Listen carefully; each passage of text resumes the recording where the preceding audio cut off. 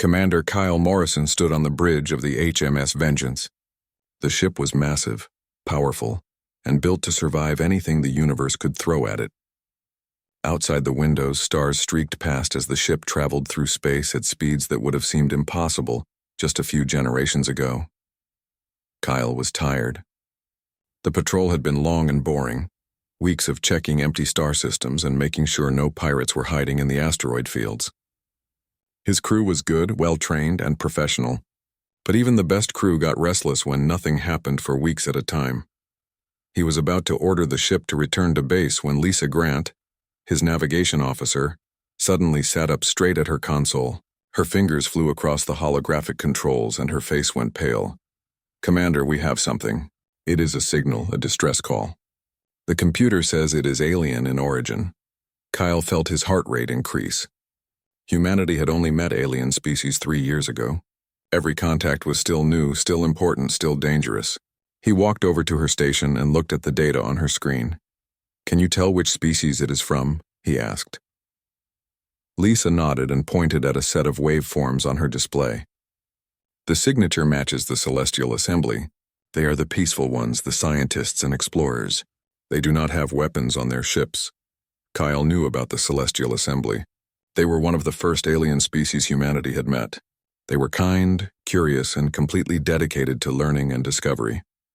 They reminded him of human scientists always asking questions, always wanting to know more about the universe. "Put the signal through," he ordered. Danny Fletcher, the communications officer, worked his console. A strange sound filled the bridge. It was like music mixed with wind chimes, beautiful but alien. The ship's computer analyzed the sound, compared it to its database of alien languages, and began translating. A synthetic voice spoke over the alien sounds. "This is researcher Voklan of the Celestial Assembly science vessel Harmony of Light. We are under attack. Our shields are breaking. The Krathor Dominion is firing on us without warning. We have no weapons to defend ourselves. We have civilians on board. We have families. We have children. Please, if anyone can hear this message, we need help. We are going to die." The bridge went silent. Kyle felt a cold anger settle in his chest. The Krathor Dominion was another species humanity had met. They were not scientists or explorers. They were conquerors, warriors who believed in taking what they wanted by force. They had built an empire by attacking weaker species and enslaving them. "Where are they?" Kyle asked. Lisa checked her console again. 2 light hours away. If we push the engines to maximum, we can reach them in 40 minutes. Kyle turned to Greg Palmer, his tactical officer. Greg was already working, running calculations and simulations. His face was serious. "Sir, we are not authorized to engage the Krathor in military action. We need approval from Fleet Command. That will take at least 3 hours, maybe more. They will need to contact the diplomatic corps first." Kyle looked at the main view screen where the distress signal's location was marked with a red dot. 3 hours. That ship would be destroyed in 3 hours. Those people, those families, those children, they would all be dead. He thought about Earth. He thought about the history lessons he had learned as a child. Humanity had been weak once. Humanity had been conquered, enslaved, oppressed. Not by aliens, but by other humans. Empires had risen and fallen, and the weak had always suffered while the strong grew fat on their misery. But humanity had also learned. They had learned that might did not make right. They had learned that the strong had a duty to protect the weak. They had learned that sometimes you had to stand up to bullies even when it was dangerous, even when it was not authorized. Lisa set a course for that signal. Maximum speed. Danny, send a message to Fleet Command. Tell them we are responding to a distress call under the Emergency Response Protocol. Greg, prepare all weapon systems for combat. Commander, Greg began, but Kyle held up his hand. "I know what the regulations say. I know we are supposed to wait for approval. But those people do not have time for us to wait. They need help now, and we are going to give it to them." The crew looked at each other. Then one by one they nodded and turned back to their stations. They understood. They were human. They came from a world that had tried to kill them for millions of years, a world of predators, diseases, natural disasters, and ice ages. They had survived because they learned to work together, to help each other, to stand against threats no matter how big. The HMS Vengeance turned sharply in space. Its engines, designed to withstand the incredible forces of near light-speed travel, roared to life. Inside the ship, the crew felt the increased gravity as the inertial dampener struggled to keep up. It was uncomfortable, but they had trained for this. Human bodies could take more punishment than most alien species. It was one of the benefits of coming from a death world. As the ship accelerated, Kyle sat back in his command chair. He knew he might be ending his career with this decision. Fleet Command might court-martial him for engaging an alien power without authorization, but he also knew he would make the same choice again. Some things were more important than careers. Some things were more important than following orders. 40 minutes passed slowly. The crew worked in silence, each person focused on their task. Danny sent regular updates to Fleet Command, though no response came back yet. Lisa monitored their course, making tiny adjustments to shave seconds off their travel time. Greg prepared targeting solutions, weapons loadouts, and defensive strategies. Finally, the ship dropped out of faster-than-light travel. Reality snapped back into normal space, and the view screen showed them what they had come to find. The harmony of light was beautiful, even damaged. It was built like a work of art, all smooth curves and transparent sections that caught the light of nearby stars. Or at least it had been beautiful. Now it was dying. Huge holes had been blown in its hull. Atmosphere was venting into space, freezing instantly into clouds of ice crystals. Pieces of the ship were breaking off and drifting away. Encircling it like sharks around wounded prey were 3 Krathor warships. They were ugly, brutal-looking things, all sharp angles and dark armor. Weapons covered their hulls, and they were firing steadily at the helpless science vessel. Kyle felt his hands tighten on the arms of his chair. He looked at his crew, saw the same anger on their faces that he felt in his heart. Greg, tactical assessment. 3 Krathor destroyers, older models but heavily armed. The science vessel has no weapons, no armor to speak of. They are broadcasting a surrender signal, but the Krathor are not responding. They are not taking prisoners, sir. They are executing them. Kyle took a deep breath. Then he nodded. Open a channel to the Krathor ships. Danny worked his console, then gave a thumbs up. The channel was open. This is Commander Kyle Morrison of the human stellar Navy vessel HMS Vengeance. You are attacking an unarmed civilian vessel. Cease fire immediately and withdraw or face the consequences. The response came quickly. A harsh voice speaking through the translator. It sounded amused, almost laughing. Human ship, you have no authority here. This vessel entered Krathor space without permission. They will die as an example to others. Leave now or you will join them. Kyle looked at his crew one more time. They looked back, waiting for his order. He thought about all those families on the dying ship. He thought about the children who would never grow up if he turned away now. He smiled, though there was no humor in it. Greg, charge all weapons. Lisa, put us between them and that science vessel. Danny, send them one more message. Tell them this is their final warning. The HMS Vengeance moved forward, placing its armored bulk between the predators and their prey. And deep in its systems, weapons that could shatter planets began to wake up. The Krathor commander watched the human ship position itself between his destroyers and their target. He felt confusion first, then anger. Who were these humans to interfere with the Dominion? They were new to the galaxy, barely worth noticing. 1 ship against 3 of his warships. It was almost insulting. Human vessel, this is your last chance. We have been generous in giving you warning. Leave now, or we will destroy you along with the science ship. On the bridge of the HMS Vengeance, Kyle listened to the threat and felt no fear. He had studied the Krathor, read the intelligence reports, understood their tactics.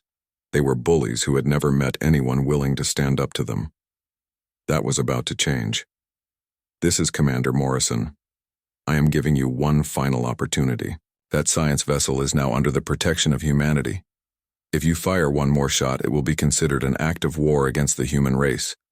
And I promise you, that is not something you want. The response was laughter, harsh and cruel. 1 ship threatens 3.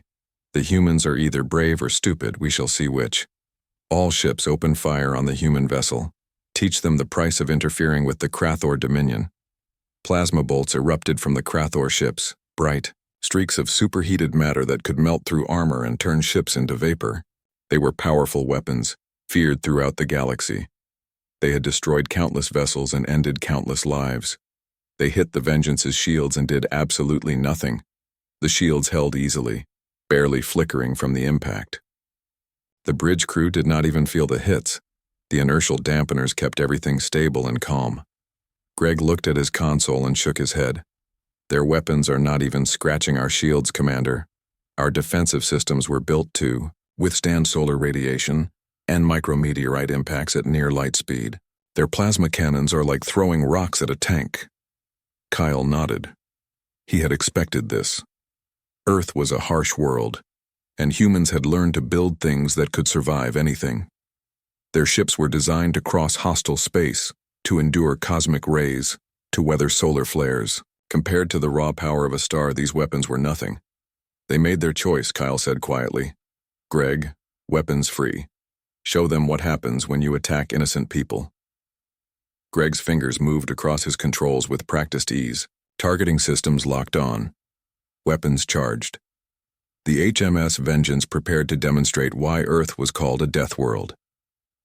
The railguns fired first. These were simple weapons in concept, using magnetic fields to accelerate metal rods to incredible speeds. But simple did not mean weak. Each tungsten rod was launched at a significant fraction of light speed, carrying kinetic energy equivalent to a nuclear explosion. The first rod hit the lead Krathor destroyer in less than a second. It punched through the ship's shields as if they were made of paper. It tore through armor, through bulkheads, through equipment and crew. It passed completely through the ship and out the other side, leaving a hole you could fly a shuttle through. The destroyer tried to hold together. Its structural integrity fields struggled to compensate for the massive damage. For a moment, it looked like it might survive. Then secondary explosions began rippling through the hull. Power systems overloaded. Fusion reactors went critical. The ship broke apart in a brilliant flash of light, scattering debris across thousands of kilometers. The other two Krathor ships stopped firing. Their commanders stared at their sensors, trying to understand what had just happened. Their most powerful warship had been destroyed in seconds by a single shot from a single weapon. They began to turn, trying to flee. But human ships were fast, built by a species that had learned to hunt prey across vast distances, to chase animals until they collapsed from exhaustion. The Vengeance adjusted its position effortlessly, keeping both remaining destroyers in its firing arc. Second target locked, Greg reported, firing missiles. Missile tubes opened along the Vengeance's hull, and dozens of projectiles streaked out. These were not simple rockets. Each missile had its own AI, its own sensors, its own ability to think and adapt. They could predict evasive maneuvers, coordinate attacks, and adjust their approach in real time. The second Krathor destroyer tried to defend itself. Point defense weapons fired frantically, trying to shoot down the incoming missiles. They managed to destroy a few, but there were too many. Moving too fast, using too many different approach vectors. 3 missiles got through. They impacted within microseconds of each other, overwhelming the destroyer's shields through concentrated force. The explosions tore open the hull, venting atmosphere and crew into the vacuum of space. The ship's engines flickered and died, leaving it drifting and helpless. But Greg was not done. Following his orders, he activated the laser systems. These were originally designed for point defense, for shooting down small, fast-moving threats. But when focused on a larger target, when all their power was concentrated on a single point, they became devastating cutting tools. The laser beam, invisible in the vacuum of space but bright on the targeting screens, sliced into the crippled destroyer. It cut through armor like a knife through butter, seeking out critical systems. Within seconds, it found the ship's reactor core. The explosion was even larger than the first destroyer's death. A miniature sun bloomed in space, briefly illuminating everything around it. When the light faded, there was nothing left but expanding gas and molten debris. The third Krathor destroyer was running now, its engines pushed to maximum, trying desperately to reach a safe distance where it could jump to faster than light travel. Its commander was screaming orders, demanding more speed, more power, anything to escape the nightmare that had appeared from nowhere. "They are trying to jump to FTL," Lisa reported from her station. "Their drive is charging. 20 seconds to jump." Kyle leaned forward in his chair. He wanted survivors. He needed someone to carry a message back to the Krathor Dominion, to tell them what had happened here, to warn them against future attacks. "Greg, Disable their FTL drive. Do not destroy the ship. I want them alive. Greg nodded and made minute adjustments to his targeting solution. The laser fired again, this time with surgical precision. It struck the destroyer's FTL drive assembly just as it was building up energy for the jump. The drive did not explode. Instead, it simply shut down, its delicate quantum machinery disrupted beyond repair. The Krathor ship was stranded, unable to fight, unable to run, completely at the mercy of the humans. Open a channel to that ship, Kyle ordered. The view screen flickered, and a face appeared. It was reptilian, covered in dark green scales with yellow eyes that seemed to glow in the dim light of the damaged bridge. The Krathor commander looked terrified, his scales pale and his eyes wide. Kyle studied him for a moment, then spoke. You attacked an unarmed vessel. You ignored their surrender. You intended to murder civilians, including children. By the laws of war recognized by most species in this galaxy, I would be justified in destroying your ship and everyone on it. He paused, letting the words sink in. But I am not going to do that. Instead, I am going to let you live. I am going to let you repair your ship enough to limp home. And I want you to deliver a message to your superiors, to your government, to anyone in the Krathor Dominion who will listen. The Krathor commander said nothing, just stared. Tell them that humanity has arrived in the galaxy. Tell them that we will not tolerate attacks on innocent species. Tell them that any Krathor ship that attacks civilians will face the same fate as your companions. Tell them that we come from a world that tried to kill us every single day and we survived by becoming stronger, smarter, and more determined than anything that wanted us dead. Kyle leaned closer to the camera. Tell them that we are Deathworlders. And tell them to be afraid. The channel closed. The disabled Krathor destroyer slowly began to drift away, using its maneuvering thrusters to put distance between itself and the human ship that had destroyed its companions so easily. Kyle turned to his crew. Good work, everyone. Now let us go save those people on the Harmony of Light. That is why we came here. The HMS Vengeance turned toward the damaged science vessel, ready to offer help instead of destruction. The battle was over. But the real work was just beginning. The Harmony of Light was barely holding together. Through the view screen, Kyle could see atmosphere still venting from a dozen breaches, freezing into clouds of ice crystals that glittered in the starlight. Parts of the beautiful ship were missing entirely, blown away by Krathor weapons. It was a miracle anyone was still alive inside. Lisa, bring us alongside. Carefully. I do not want to cause any more damage with our gravitational field. Danny, contact the Harmony and let them know we are here to help. The Vengeance moved slowly, precisely, matching position and velocity with the damaged vessel. Danny opened communications channels and began transmitting messages of reassurance. Commander, I have a response. They are asking if we are really human, if we really came to help them. They sound like they cannot believe it. Kyle felt a tightness in his chest.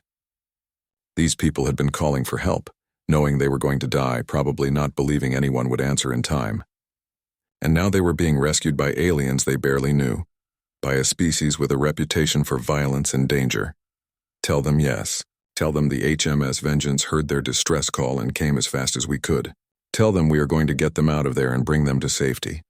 Over the next hour, the crew of the Vengeance worked with incredible efficiency. Engineering teams prepared docking equipment. Medical staff set up triage areas in the cargo bays. Security personnel organized evacuation routes to make sure everyone could move through the ship safely. The hardest part was getting to the survivors. The Harmony of Light's hull was too damaged to dock normally.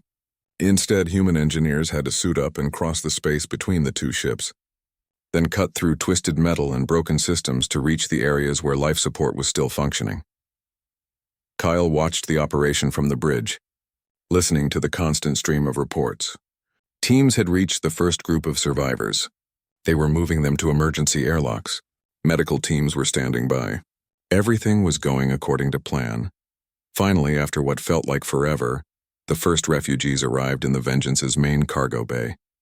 Kyle left the bridge and went down to meet them. He wanted them to see a human face, to know that they were safe.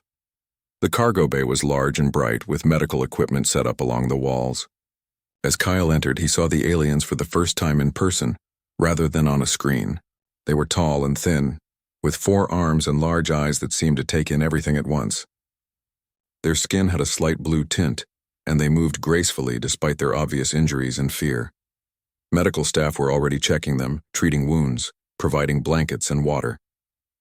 The aliens looked confused, frightened, unable to believe they were still alive. One of the aliens approached Kyle. He was wearing what looked like the remains of a uniform, torn and stained. The ship's translator picked up his speech and converted it into words Kyle could understand. "Are you the commander? Are you the one who saved us?" Kyle nodded. "I am Commander Kyle Morrison. Welcome aboard the Vengeance. You are safe now." The alien made a complex gesture with all 4 arms that the translator interpreted as profound gratitude. "I am researcher Voklan. I was the one who sent the distress call. I did not think anyone would come. I thought we were all going to die. The Krathor would not accept our surrender. They just kept firing." His voice broke and Kyle saw moisture gathering in those large eyes. Behind Voklan, other survivors were being helped by human medics. Some were injured. All looked traumatized. Kyle saw several smaller aliens, children clinging to adults and crying. "We heard your call," Kyle said simply. "We came as fast as we could. I'm only sorry we could not arrive sooner. But why? We are nothing to you. Humans in the Celestial Assembly barely know each other. Why would you risk your ship, risk your crew to save us?" Kyle thought about how to answer that. He thought about Earth's history, about all the times humans had failed to help each other, had stood by while atrocities happened. He thought about all the times they had learned from those failures and tried to do better. "Because you needed help," he said. "Because we could provide it. Because no one deserves to die like that, hunted and defenseless. On my world, we have a saying. The only thing necessary for evil to triumph is for good people to do nothing. We heard you calling for help and we chose to do something." Voklan stared at him for a long moment. "The Assembly has heard stories about humans. They say you come from a dangerous world, a death world. They say your planet tried to kill you for millions of years. They say you are warriors and survivors. Some species are afraid of you." Kyle smiled slightly. "All of that is true. Earth is a harsh world. It made us strong, but I hope it also taught us to value life, to protect those who cannot protect themselves. Strength without compassion is just cruelty." Before Voklan could respond, Danny's voice came through Kyle's communicator. "Commander, we have a problem. Sensors are detecting multiple ships dropping out of FTL. Krathor signatures. A lot of them." Kyle felt his heart sink. "How many? 15 warships, sir? Various classes. They are taking up attack formations. They are broadcasting demands for our surrender." Around the cargo bay, the survivors who understood what was happening began to panic. They had just escaped death, and now it was coming for them again. Children began crying. Adults called out in fear. Voklan looked at Kyle with terror in his eyes. 15 ships. You cannot fight 15 ships. No one can. They will kill us all." Kyle put a hand on the alien's shoulder, a human gesture meant to comfort. "Do not worry. They are about to learn what happens when you threaten people under human protection." He tapped his communicator. "All hands battle stations. Greg, prepare all weapon systems. Lisa, tactical positioning. Danny, open a channel to Fleet Command on emergency priority. Use the code for military engagement authorization." He looked at Voklan and smiled, though his eyes were hard. "Stay here. Keep your people calm. My crew will handle this." Kyle turned and walked quickly toward the bridge. Behind him, medical staff were trying to calm the panicking refugees. He heard Voklan calling after him. "Commander, how can you fight so many? How can you win?" Kyle paused at the door and looked back. "Because we are human. Because we come from a world of survivors. And because the HMS Vengeance is not alone. It was never alone." He left the cargo bay and headed for the bridge at a run. All across human-controlled space, his words were being transmitted to Fleet Command. All across dozens of star systems, other ships were receiving the alert. Battle cruisers were changing course. Carriers were launching fighters. Dreadnoughts were powering up their massive weapons. Humanity's third fleet was on the move. When Kyle reached the bridge, the main view screen showed the Krathor fleet in formation. 15 ships, all larger than the destroyers he had fought earlier. These were serious warships built for conquest, armed to destroy entire fleets. They were broadcasting threats, demanding surrender, promising death. They thought they had won. They thought one human ship, even a powerful one, could not stand against so many. They were about to learn how wrong they were. Status report. Kyle ordered as he sat in his command chair. Greg looked up from his console. All weapons charged and ready. Shields at maximum. Point defense systems online. We are ready for combat, sir. Danny turned from his station. Fleet Command has received our message. They are authorizing military engagement. And sir, they have more news. The Third Fleet was conducting exercises 3 light years from here. They were already close. They are jumping to our location now. Kyle allowed himself a cold smile. How long until they arrive? 2 minutes, sir. Perfect. Open a channel to the Krathor fleet. It is time to have a conversation. The view screen changed, showing the bridge of what was clearly the Krathor flagship. A large reptilian figure sat in a command throne covered in decorative armor. His scales were darker than the previous commanders, almost black, and his eyes burned with arrogance. Human Commander, I am Warmaster Krelzoth of the Krathor Dominion. You have interfered with our operations and destroyed our ships. For this crime you will be executed. Surrender now and your death will be swift. Kyle leaned back in his chair and looked calmly at the screen. His crew was ready. His ship was ready, and help was on the way. Warmaster, he said quietly, you have made a serious mistake, and you are about to pay for it. Warmaster Krelzoth studied the human on his view screen with barely concealed contempt. The human looked calm, almost bored. Did he not understand that 15 Krathor warships surrounded his single vessel? Did he not realize that death was inevitable? Human, you speak of mistakes. The only mistake here is yours. You have 1 ship. We have 15. You are outnumbered and outgunned. Surrender or watch your crew die slowly. Kyle Morrison smiled, and something in that smile made Krelzoth uncomfortable. It was not the smile of someone who was afraid. It was the smile of someone who knew something you did not. Warmaster, before we continue, I want to ask you a question. Do you know what a Deathworld is? Krelzoth's scales rippled with irritation. I have no time for your games, human. Humor me. It is important. You see, most species in this galaxy evolved on relatively safe worlds. Low gravity. Stable climates. Few natural predators. Your species, for example. Your homeworld has 0.6 Earth gravity and almost no volcanic activity. You never had to worry about ice ages or asteroid impacts or mass extinction events. What is your point? My point is that Earth tried to kill us. Every day. For 4 billion years. Volcanoes that darkened the sky for decades. Ice ages that covered entire continents. Asteroids that wiped out most life on the planet.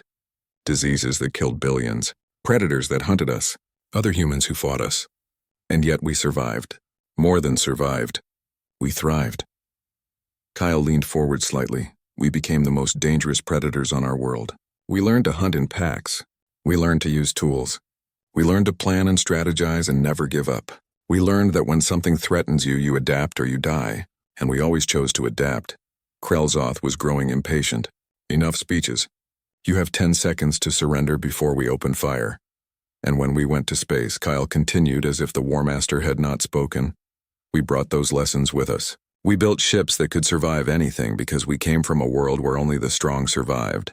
We trained crews that never quit because quitting meant death on Earth. We developed weapons that could crack planets because we understood the raw forces of nature. I am done talking. Krelzoth snarled. All ships open fire. Destroy the human vessel.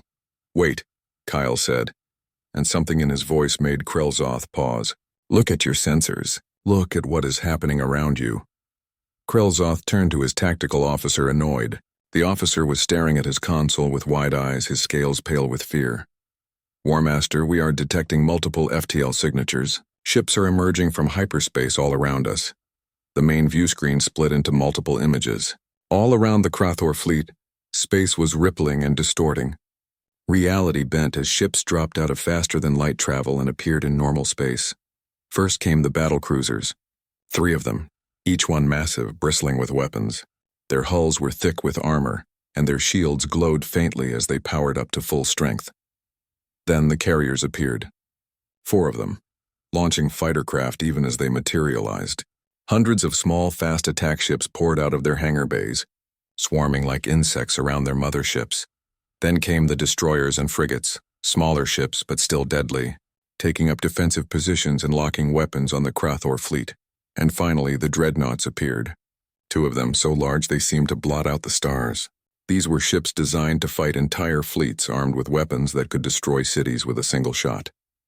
They moved slowly, deliberately, positioning themselves to dominate the battlefield. In less than 2 minutes, the situation had completely reversed. The Krathor fleet, which had seemed so overwhelming, was now outnumbered and outgunned. 40 human warships surrounded them, all with weapons charged, all ready for battle. Krell-Zoth stared at his tactical display, watching his advantage evaporate. His claws dug into the arms of his command throne. His mind, trained for warfare and conquest, tried to find a way out. There was none. On the Vengeance, Kyle watched the Krathor commander's face and saw fear replacing arrogance. It was time to finish this. That is humanity's third fleet, War Master. 40 ships, all combat ready, all crewed by people who grew up on a world that tried to kill them. And we have 7 more fleets just like it stationed throughout human space. Each fleet is ready to jump to any location within days. Each ship is more advanced than anything you have. Each crew member is trained to survive and win against impossible odds. He paused, letting the words sink in. You came here thinking you could punish us for saving innocent people. You came here thinking we were weak because we showed mercy. You were wrong. We saved those people because we choose to protect the innocent. We defeated your ships because we are stronger, and we will give you mercy now not because we are weak, but because we are civilized. Kyle's voice went cold and hard. Here is what is going to happen, War Master. You and your fleet will turn around and leave. You will return to your dominion and deliver a message. Tell them that the age of conquering helpless species is over. Tell them that humanity has entered the galaxy. Tell them that we will protect any species that asks for our help. Tell them that we will fight any power that preys on the weak. And if we refuse, Krell-Zoth managed to ask, though his voice shook, then every ship in your fleet will be destroyed. Not disabled, destroyed. We will hunt down every Krathor warship in this sector and eliminate them. We will find your colonies and your outposts. We will park dreadnoughts in orbit over your homeworld, and your species will live under the shadow of human military power until you learn to be civilized, until you understand that strength means protecting others, not exploiting them. Kyle stood up from his command chair. We do not want war, War Master. We want peace. We want to explore the galaxy and learn and grow, but we will not stand by while bullies murder innocent people. We will not allow empires built on conquest to continue unopposed. And if that means fighting, then we will fight, and we will win. Because that is what Deathworlders do. The silence on both bridges was absolute. On the Vengeance, the crew waited for their commander's orders. On the Krathor flagship, officers looked at their War Master, waiting to see what he would do. Krell-Zoth looked at his tactical display one more time. 40 ships to his 15. Superior technology, superior training, superior position. He had conquered dozens of species. He had burned worlds. He had won hundreds of battles, but he had never faced an enemy like this. An enemy that came from hell and learned to thrive there. An enemy that fought not for conquest but for protection. An enemy that would show mercy but would also destroy utterly if pushed. He made his decision. We withdraw. Signal all ships. Disengage and prepare for FTL jump. We are leaving. His officers looked shocked. Some began to protest. Krell-Zoth silenced them with a gesture. I have given my order. We cannot win this battle. The humans are too strong. We leave now or we die here. Those are the only choices. Slowly, reluctantly, the Krathor fleet began to turn. Engines powered up. FTL drives began charging. Within minutes, they started jumping away one by one, fleeing from a battle they could not win. Kyle watched them go from the bridge of the Vengeance. Around him, his crew was silent. They had been ready for battle, ready to fight and possibly die. Instead, they had won without firing a shot. Stand down from battle stations. Maintain defensive posture until the last Krathor ship is gone. Then begin recovery operations for the Harmony of Light survivors. Greg looked up from his console. Sir, the fleet commander is asking to speak with you. Put him through. The view screen changed to show Admiral Henry Watts, commander of the Third Fleet. He was an older man, gray-haired and serious, but there was pride in his eyes. Commander Morrison, well done. You responded to a distress call, saved civilian lives, and avoided a major war. That is exactly the kind of judgment and courage we need in our officers. Thank you, sir. I was just doing what needed to be done. The Admiral smiled slightly. That is what all good officers say. The Third Fleet will remain in this area for another day to make sure the Krathor do not return. Use that time to complete your rescue operations and get those civilians to a safe port. After that, return to base for debriefing. Understood, sir. The connection closed. Kyle looked around his bridge at his crew. They were smiling now, the tension finally breaking. Good work, everyone. Let us finish what we started. Those people down in the cargo bay need to know they are truly safe now. Lisa, plot a course to the nearest assembly station. Danny, contact them and let them know we are bringing their people home. The crew returned to their tasks, and Kyle allowed himself to relax slightly. The immediate danger was over. The Krathor had been warned. The survivors were safe. It was a good day's work, but he knew this was just the beginning. Word of what happened here would spread. Other species would hear that humanity had stood up to the Krathor dominion. Some would be grateful. Some would be afraid. Some would test humanity to see if they were really as strong as they claimed. The galaxy was about to change, and humanity was going to be at the center of that change. The journey to the nearest celestial assembly station took 3 days. During that time, the survivors of the Harmony of Light slowly began to recover from their ordeal. Human medical staff worked around the clock to treat injuries. Engineering crews helped repair what little equipment the refugees had managed to salvage. Kitchen staff learned to prepare food that the aliens could eat. Kyle spent much of his time with the survivors, especially with researcher Voklan. The alien scientist had many questions about humanity, about Earth, about why humans had chosen to help them. Kyle answered as honestly as he could, trying to help Voklan understand a species that even humans themselves sometimes struggled to understand. On the evening of the second day, Kyle found Voklan in one of the observation lounges. The alien was standing at the large window, looking out at the stars as they streaked past. His forearms were crossed in a way that the translator said indicated contemplation. "May I join you?" Kyle asked. Voklan turned and made a welcoming gesture. "Please, Commander. I have been hoping to speak with you again." They stood together in comfortable silence for a moment, watching the stars. Finally, Voklan spoke. "I have been thinking about what you told the Krathor War Master, about Earth being a death world, about how your planet tried to kill you. Most species would have become cruel and violent if they evolved in such conditions. But humans are different. You have violence, yes, but also compassion. You have strength, but also mercy. How is this possible?" Kyle thought about the question. It was something he had wondered about himself many times. "I think it is because survival on Earth required both. Yes, we had to be strong to fight off predators and survive disasters. But we also had to cooperate. No human can survive alone.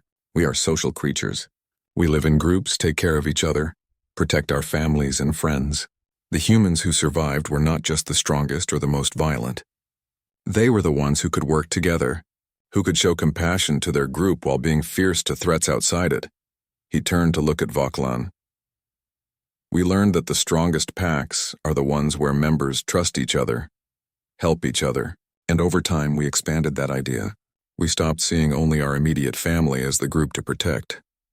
We started seeing our village as the group, then our nation, then our species, and now that we are in the galaxy, we are learning to see all peaceful species as part of our group." Voklan's eyes, all 6 of them, seemed to glisten. "That is beautiful. And terrifying. The Krathor must be very afraid now. They built their empire on the belief that might makes right, that the strong should dominate the weak. But humans have shown them that true strength includes protecting the weak. That changes everything." "It does," Kyle agreed. "And I hope it changes things for the better. I hope other species see what happened and realize they do not have to bow to bullies. I hope the Krathor and others like them learn that the galaxy will not tolerate their behavior anymore. What will you do if they do not learn? What if the Krathor attack again?" Kyle's expression hardened. "Then we will fight. We will defend those who cannot defend themselves. We will show the galaxy that humanity stands by its word. We offered peace and protection. But if forced to choose, we will always choose to protect innocent lives over maintaining peace with aggressors." Voklan was quiet for a long moment. Then he spoke again, his voice soft. "The Assembly will want to thank you formally. They will want to establish stronger ties with humanity. We have always been scientists and explorers, never warriors. We need friends like you. Friends who will stand with us when danger comes. Humanity would be honored to be friends with the Assembly. Your people share our love of knowledge and exploration. Together, we can build something better than what existed before. I hope so. I truly hope so. The next day, the HMS Vengeance arrived at Assembly Station Harmony. It was a massive structure, a ring of habitat modules surrounding a central core. Thousands of Celestial Assembly citizens lived there, working on scientific research, cultural exchange, and peaceful trade with other species. As the Vengeance approached, Danny received a transmission from the station. Commander, they are asking permission to come aboard. Their leadership wants to meet you in person before we transfer the survivors. Kyle smiled. Grant permission. And Danny, make sure the crew knows to be on their best behavior. We are representing all of humanity right now. An hour later, Kyle stood in the main hangar bay as a shuttle from the station arrived. The hangar was immaculate, the crew lined up in their dress uniforms. When the shuttle door opened, 5 Celestial Assembly representatives emerged. The lead representative was older than Voklan, with lighter-colored skin and more elaborate patterns on her clothing. She approached Kyle and made a complex gesture with all 4 arms that the translator indicated was the highest form of respect. Commander Kyle Morrison, I am Council Member Tal Rhea, speaking for the Celestial Assembly. We have heard what you and your crew did. You heard our distress call when others might have ignored it. You risked your ship and your lives to save our people. You stood against the Krathor Dominion to protect the innocent. The Assembly owes you a debt that can never truly be repaid. Kyle made a slight bow, a human gesture of respect. Council member, we did only what was right. Your people needed help, and we were able to provide it. No debt is owed. We are simply glad we arrived in time. Tal Rhea's eyes showed something that looked like admiration. You are gracious as well as brave. Humanity is fortunate to have officers like you. The Assembly wishes to establish formal diplomatic relations with your government. We wish to share our scientific knowledge with you, and to learn from you in return. And we wish to ask for something more. What would that be? We wish to ask for a mutual defense pact. The Assembly has never been a military power. We have always relied on diplomacy and the goodwill of others. But the galaxy is dangerous, as the attack on the Harmony of Light proved. We would feel safer knowing that humanity stands with us, as you stood with the Harmony of Light. Kyle felt the weight of the moment. This was beyond his authority to promise, but he knew what humanity's answer would be. Council member, I cannot make official promises on behalf of my government, but I can tell you this. Humanity values knowledge, exploration, and peace. We value species who share those beliefs, and we have shown that we will protect those who cannot protect themselves. I believe my government will welcome a formal alliance with the Assembly. Tal Rhea made another gesture of gratitude. That is all we can ask. We will send our diplomats to meet with yours. Together, we can build a better future. Over the next several hours, the survivors were transferred to the station. Medical staff accompanied them to make sure they received proper care. Engineering teams helped move their salvaged equipment. Kyle watched as families were reunited with loved ones, as children ran to their parents, as people who had thought they would die found themselves safe and home. Voklan was one of the last to leave. He approached Kyle before boarding the shuttle. Commander, I do not know if we will meet again, but I want you to know that I will spend the rest of my life telling people about what happened, about how humanity answered our call, about how the Deathworlders came not with conquest but with protection. You have changed the galaxy, whether you know it or not. Kyle shook the alien's hand, a gesture he had taught Voklan during their conversations. I hope we do meet again. Your people and mine have much to learn from each other. Safe travels, researcher. The shuttle departed and Kyle returned to the bridge. The Vengeance would remain at the station for another day for resupply and minor repairs. Then they would return to human space, to report on what had happened, to face whatever consequences came from Kyle's decision to engage the Krathor. But as Kyle sat in his command chair and looked at his crew, he felt no regrets. They had saved lives. They had stood up to bullies. They had shown the galaxy that humanity was more than just another species seeking power and territory. They had shown the galaxy what it meant to be human, and across the stars, on hundreds of worlds, other species were hearing the story of how an alien distress call was answered by humanity's Deathworlder fleet, the story of how the humans had fought not for conquest but for protection, the story of how a species from a harsh world had learned to use their strength for good. Some species, like the Celestial Assembly, felt hope. Finally, there was a powerful species willing to stand against aggression. Some species, like the Krathor Dominion, felt fear. The galaxy had a new power, and it was not one they could easily defeat or intimidate.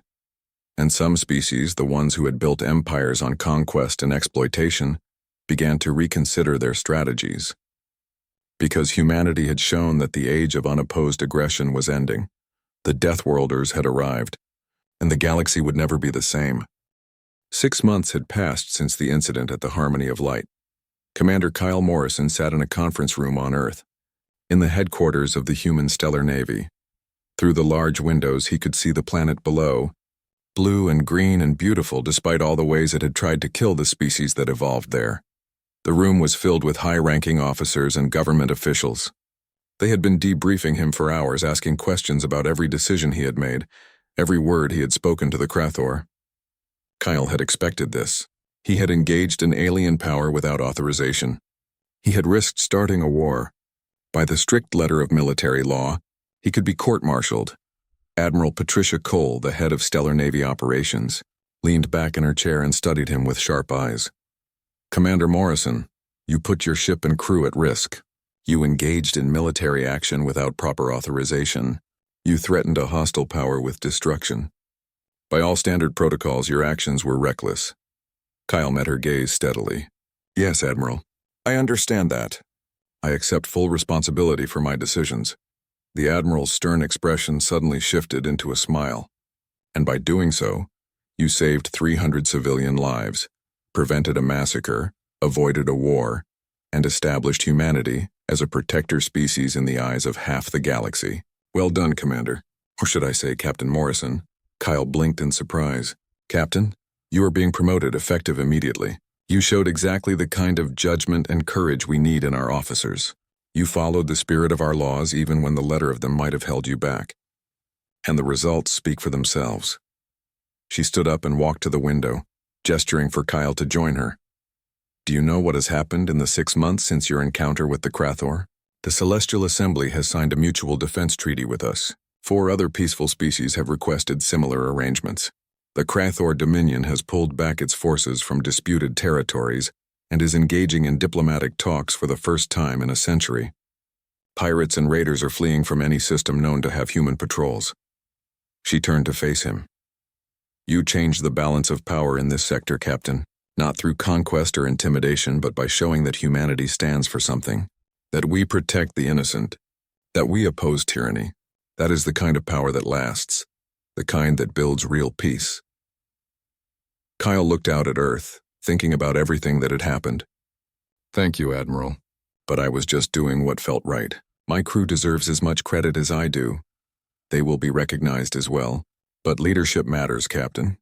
You set the tone. You made the hard decisions. Now there is something else we need to discuss. We are forming a new task force, one dedicated to responding to distress calls and protecting civilian vessels throughout this sector. We want you to command it. Kyle felt his heart rate increase. A task force dedicated to protection and rescue? It was perfect. It was exactly what humanity should be doing in the galaxy. I would be honored, Admiral. Good. You will have 5 ships under your command, including the Vengeance. You will have authority to respond to any distress call within 3 days' travel, and you will have the backing of the entire Stellar Navy if you need it. Your mission is simple. Show the galaxy what humanity stands for. Meanwhile, on a distant world in Krathor-controlled space, War Master Krelzoth stood before the ruling council of the Dominion. The chamber was dark and imposing, filled with the most powerful members of his species. They were not pleased with his report. You retreated, one council member hissed. You had 15 ships and you fled from a single human vessel. It was not a single vessel, Krelzoth replied, keeping his voice steady. They had an entire fleet. 40 ships, all more advanced than ours, all ready for battle. To fight would have been suicide. The Dominion does not retreat, another council member said. We conquer. We dominate. We do not bow to threats. Krelzoth felt his scales tighten with anger, but he forced himself to remain calm. With respect, council members, I watched a human ship destroy 2 of our destroyers in seconds. I watched them disable a 3rd without even trying hard. Their weapons are beyond anything we have. Their shields can withstand our most powerful attacks without damage. They come from a death world, and they have built their civilization around surviving the impossible. He paused, then continued. More importantly, they fight for something we do not understand. They fight to protect others, not to conquer them. That makes them willing to take risks we would not take. That makes them more dangerous than any empire we have faced. The council chamber was silent for a long moment. Finally, the oldest council member spoke. What do you recommend, War Master? I recommend we avoid conflict with humanity. I recommend we engage in diplomatic talks. I recommend we adjust our expansion plans to avoid areas where they have established protection agreements. And I recommend we invest heavily in improving our military technology. Because if we ever do have to fight them, we need to be much stronger than we are now. The council members looked at each other, their scales rippling with various emotions. Anger, fear, grudging respect. Finally, they began to nod. Very well, War Master. The Dominion will pursue a policy of cautious engagement with humanity. We will not provoke them, but we will also prepare in case diplomacy fails. On the Celestial Assembly's homeworld, researcher Vaklan stood before a classroom full of young students. He was teaching them about the galaxy, about the many species that inhabited it, about the dangers and wonders of space. Today, he said, I want to tell you about humanity, about a species that comes from a world so dangerous that most of us would die within hours of landing there. About a species that survived against impossible odds and reached for the stars. The students listened, their large eyes focused on him with intense curiosity. I have met humans. I was saved by humans when my ship was attacked. And I learned something important from them. Strength is not just about weapons or military power. True strength is about protecting others. True strength is about standing up when it would be easier to look away. True strength is about doing what is right, even when it is dangerous. One student raised two of her arms. Teacher, are humans dangerous? Vaklan thought about the question carefully. Yes, they can be very dangerous. They have weapons that can destroy planets. They have fleets that can defeat entire empires. But they are only dangerous to those who threaten innocent people. To those who seek peace and knowledge, humans are the best friends you could hope for. Another student asked, will humans conquer the galaxy like the Krathor tried to do? I do not think so. Humans have no interest in empire. They want to explore, to learn, to meet new species and share knowledge. But they will not stand by while others suffer. That is their nature. They survived by protecting their own, and now they extend that protection to anyone who needs it. He smiled at his students. Someday, when you are older, you may work with humans. You may serve on joint research missions or diplomatic teams. When that happens, remember what I told you. Treat them with respect. Learn from them. And be glad they are our friends, because the galaxy is a better place with humans in it. Back on the HMS Vengeance, now the flagship of Task Force Guardian, Captain Kyle Morrison stood on the bridge as his expanded fleet prepared to depart on their first official mission. He looked at the familiar faces of his crew, at Lisa and Greg and Danny, all of them wearing new rank insignia reflecting their promotions. We have a distress call, Lisa reported. A mining colony under attack by raiders. They are asking for help, Kyle smiled. Then let us go help them. All ships prepare to jump to FTL. We have people to save. The 5 ships of Task Force Guardian activated their drives and disappeared into faster-than-light travel, heading toward another crisis, another group of people who needed help. They were ready. They were willing. They were human. And across the galaxy, the word continued to spread. When you called for help, when you faced overwhelming odds, when evil threatened to triumph, there was hope. Because somewhere out there, traveling faster than light, were ships crewed by Deathworlders, ships that would answer your call, ships that would stand between you and Oblivion. The alien SOS had been answered by humanity's Deathworlder fleet, not with Oblivion for the innocent, but with protection, not with conquest, but with compassion, not with empire, but with friendship, and the galaxy was better for it.